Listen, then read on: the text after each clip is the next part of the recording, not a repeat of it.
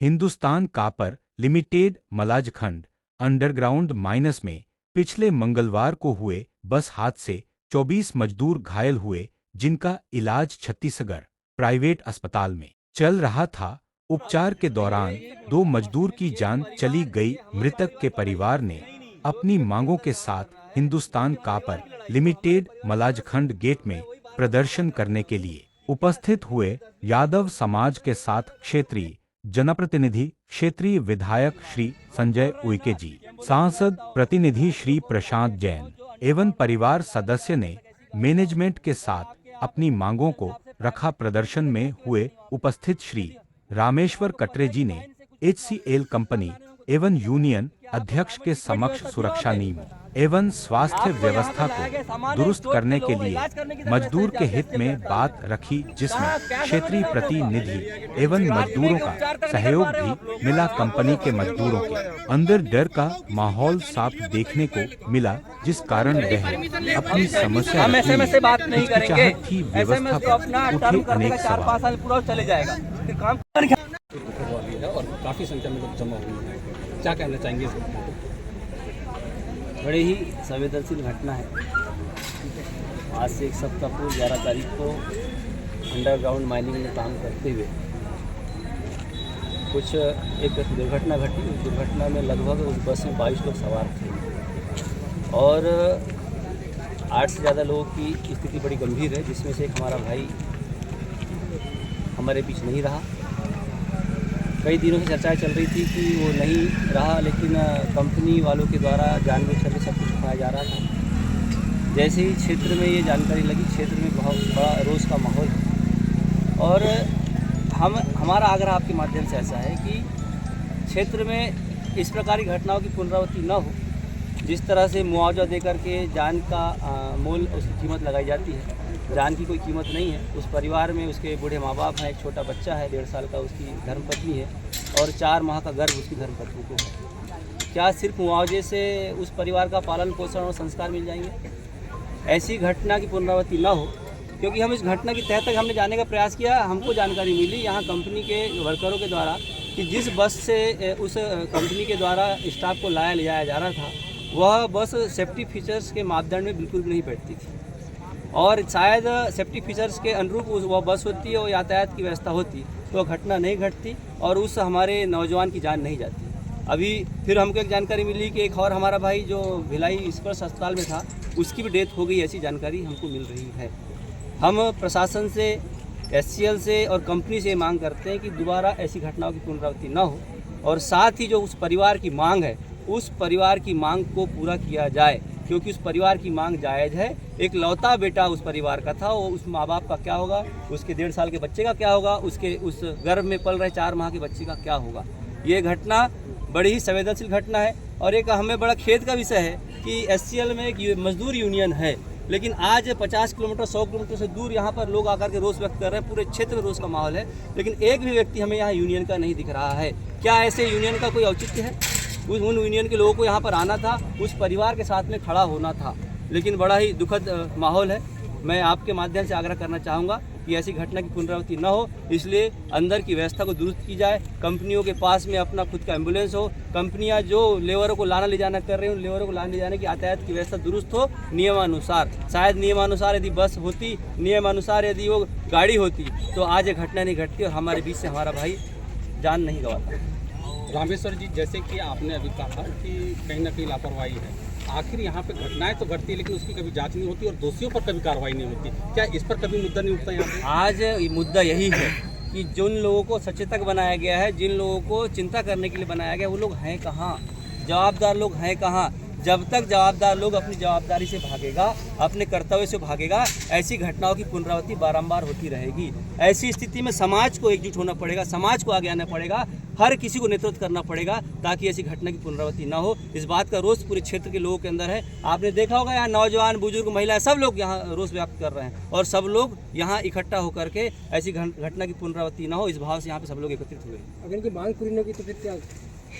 ये मांग पूरी नहीं होगी। मांग सिर्फ उस परिवार के लिए नहीं है, मांग यहाँ पर ऐसी हमारे द्वारा की जा रही है कि यहाँ जो हजारों लोग अंदर काम कर रहे हैं उन लोगों के साथ में ऐसी घटना ना हो, वो उनका परिवार ऐसे दुख के माहौल में ना डूबे। इसलिए हम ऐसा चाह रहे हैं कि कुछ ऐसी मजबूत व्यवस्था की जाए। आज यहाँ पे कंपनियां लाखों करोड़ों अरबों कमा करके लेके जा रही हैं, लेकिन क्षेत्र के लोगों को क्या मिल रहा है? जब घटना घटी 3:05 पे 4:30 पे लगभग सवा घंटे के बाद में वहाँ एम्बुलेंस आई और एम्बुलेंस का अस्पताल लाया गया। अस्पताल में भी जबकि एससीएल का अस्पताल है, वहाँ पे इतनी अच्छी मजबूत व्यवस्था नहीं कि लोगों को बालाघाट, रायपुर और भिलाई रिफर करना पड़ा। क्या हमारे क्षेत्र से लाखों करोड़ अरबों रुपए कमाया जा रहा है और हमारे क्षेत्र में ही जब यहाँ घटना घट रही तो लोगों की इलाज की व्यवस्था तक नहीं की जा रही। ये बहुत सारी मांग हमारी है। सिर्फ उस परिवार को मुआवजा मिल जाए, सिर्फ उस परिवार के सदस्यों को नौकरी मिल जाए, सिर्फ यह मांग नहीं है। हमारी मांग है कि व्यवस्था दुरुस्त हो, इलाज की व्यवस्था दुरुस्त हो, यहाँ पे आवागमन की व्यवस्था दुरुस्त हो और सबका इंश्योरेंस हो, सबके परिवार की चिंता कंपनियां करे, एससीएल करे, ये हमारी मांग है।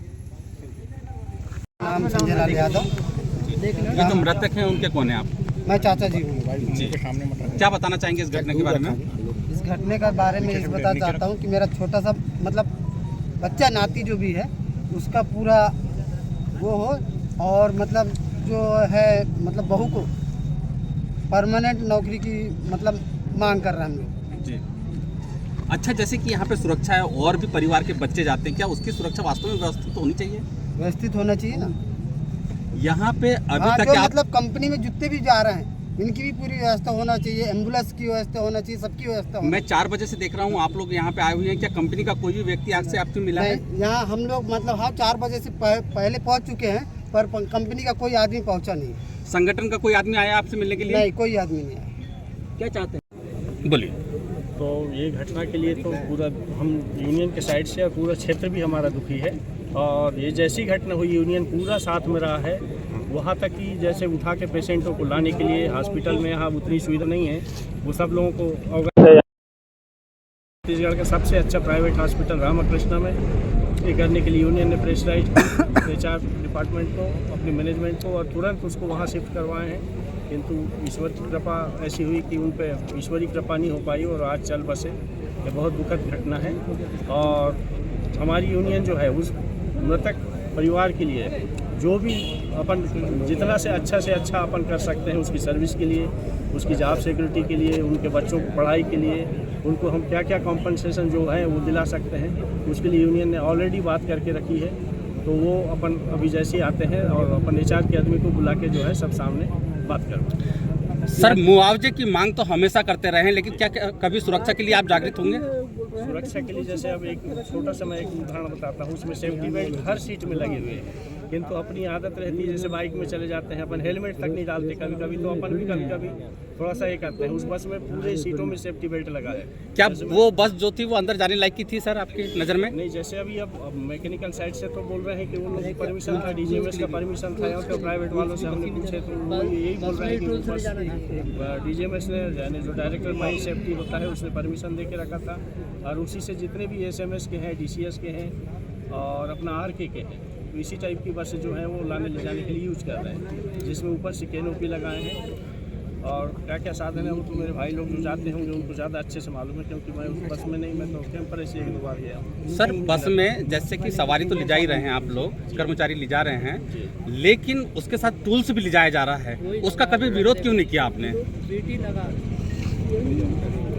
इसके लिए वैसे अपने पास कैंपर गाड़ियाँ रहती है जिसमें मैकेनिकल इलेक्ट्रिकल के जो रहते हैं, फिर भी अब कोई भाई अब साथ में रखा है तो वो ठीक नहीं ले जाना चाहिए उसको अपनी सवारी की। सर, आपका संगठन काफ़ी लंबे समय से काम कर रहा है, लेकिन आप भी मान रहे हैं कि यहाँ पे स्वास्थ्य सेवाएं अच्छी नहीं हैं, इसका विरोध कभी आपके संगठन की ओर से नहीं देखा गया? ऑलरेडी हुआ है सर, अभी बीच में डॉक्टरों का चयन भी हुआ, तो सब जूनियर डॉक्टर जो सीनियर डॉक्टर है वो ज्वाइन करने के बाद भी यहाँ शिफ्ट नहीं हुए। पता नहीं इस एरिया में वो अपना जंगल एरिया समझ के नहीं आ रहे हैं, कुछ नहीं आ रहे हैं, रिमोट एरिया सोच के नहीं आ रहे हैं। एक लास्ट सवाल सर, इतनी बड़ी घटना घटी लेकिन आपके संगठन का, जैसे अभिनेता जी ने कह के गए, आपका संगठन दिखाई नहीं दिया, तो फिर आप लड़ाई किसकी लड़ते हैं? सर, संगठन तो शुरू दिन से ही साथ में रखा हुआ है सर। परिवार अकेला था, उसके परिवारजन थे, संगठन का आदमी उनके साथ नहीं था। और परिवार का वहाँ उनके रहने खाने पीने की सब व्यवस्था जो है संघ ने उनको SMS को बोल के पूरा वहाँ पे करवाया जी, उनके रहने की व्यवस्था। तो सर, अब खाने पीने की व्यवस्था क्या वास्तव में जैसे हर बार होती है सौदेबाजी, इस बार भी होगी या दोषियों पे कार्रवाई होगी? ये संगठन की ओर से जानना चाहता हूँ। कोई इसमें कोई साठगांठ नहीं होगी, जो एक्चुअली है वही होगा। जांच होके क्या दोषियों पर कार्रवाई होगी? बिल्कुल होगी, बिल्कुल होगी। जी आपका परिचय? परिजनों की मांग पूरी नहीं होगी तो संगठन क्या करेगा? परिजनों की मांग पूरी नहीं होगी तो संगठन क्या करेगा? नहीं, संगठन बिल्कुल परिजनों के साथ रहेगा, आवाज़ उठाएगा, इसके लिए आवाज़ उठाएगा। ठीक, थैंक यू। चलो का परिचय? जी मेरा नाम श्रीकांत काड़े हैं, भीड़ी से बिलोंग करते हैं। जी जो जिनका निधन हुआ वो हमारे भाई और बेस्ट फ्रेंड है। जी, ठीक है, क्या लगता है लापरवाही के चलते जो दुर्घटना हुई है उस पर क्या कहना चाहेंगे आप?